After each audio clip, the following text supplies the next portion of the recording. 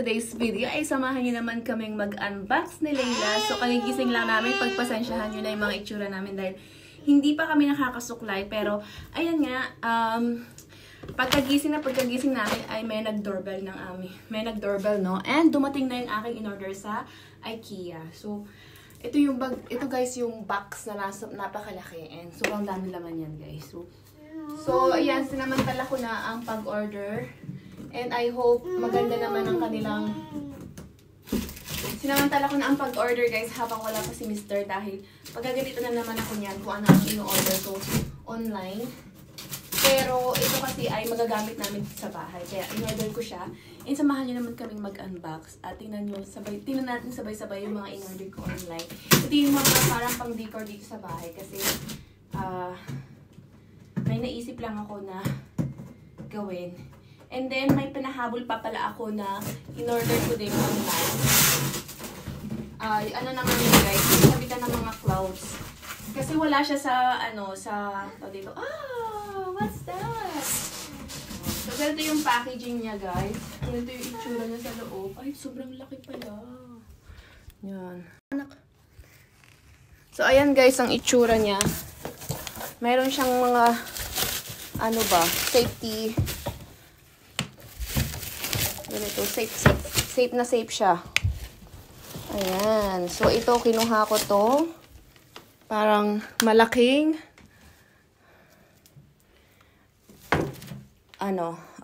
dito. 40 by 50 ang size niyan, guys. And guess what? Kung ano ilalagay ko dito. Dalawa yan siya, guys. Ayan.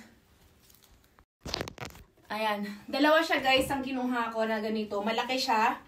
And, guess what? Kung anong ilalagay ko dyan. Sobrang laki niya. Ang presyo nito ay 299 o 300 tele ang bawat isa. And then, etong, ayan. Kasi may ganitong kulay ako sa aming toilet. Pero, kulang. So, kailangan ko ng isang ganito. And, nakasale lang naman yan. 150 lang yan, guys. And, of course, itong fake halaman. Ayan. So, eto naman ang presyo din nito ay 299, halos 300 lang. Kasi pag mga ganitong mga fake halaman, guys, ay sobrang mahal ang presyo. Kasi nga naman, hindi ka magwo-worry na mamamatay or mabubuhay or whatever. So, alam niyo yung purpose ng mga ganitong hindi totoong halaman. And gusto ko yung quality talaga ng IKEA kasi super maganda siya. So, meron akong ganitong isa and ilalagay ko to somewhere dito sa bahay. Ayan, puro greens, diba? And then, bumili na rin ako ng, Ato, may extra na sila. Ano to? Wait, mamaya natin yung buksan. Ito yung ating ilalagay doon sa binili kong, eto. Oh, shit, ang liit pala nito. My God. Okay, dalawa siya. Pero maliit siya. 30-40 lang pala ang size nito. So, nagkamali ako. Kailangan ko bumili ng panibagong Anyways, ito yung plano ko sanang ilagay. Pero maliit pala siya, guys. Anyways, hayaan mo na. And then, itong lalagyan ng mga picture. Kasi plan ko na magpapadevelop ako ng mga picture ni Layla. And then, ilalagay ko dito yung mga picture niya. Yung maliliit na picture. Don't.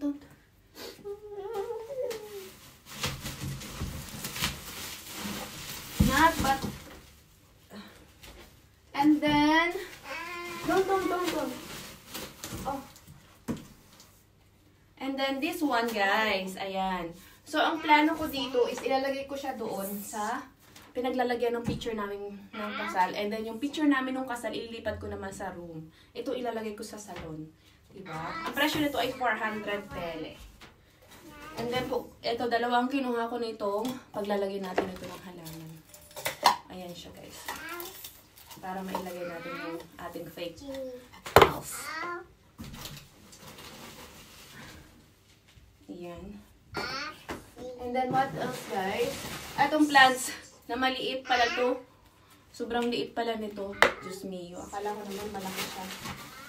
So, yan lang, guys. Ang aming napamili ni Layla. And then, marami siyang mga ganito. Ito, mga safety plastic. So, ikikip ko, guys. Ito ay ilalagay natin dito. Ayan. Let's see. Lelush.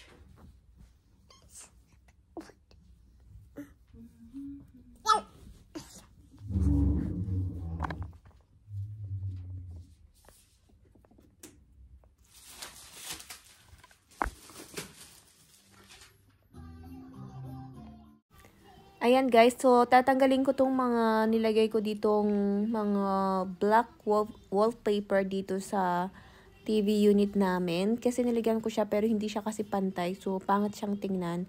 And naiirita sa akin si Mr. kapag nakikita yan. So tatanggalin na lang natin. Sasamantalahin natin habang wala dito si Mr. no. Kasi nasa probinsya nga siya. Kaya naman may pagkakataon akong mga gawin ang gusto kong gawin dito sa bahay. So tingnan nyo naman guys, na-damage talaga yung wall namin. Natanggal yung pintura. So, ngayon, gagawin ko is pipinturahan ko siya ng bago. Mabuti na lang at meron kaming natitirang pintura na same ng kulay ng aming wall. Pero actually, gusto ko talaga siyang palitan.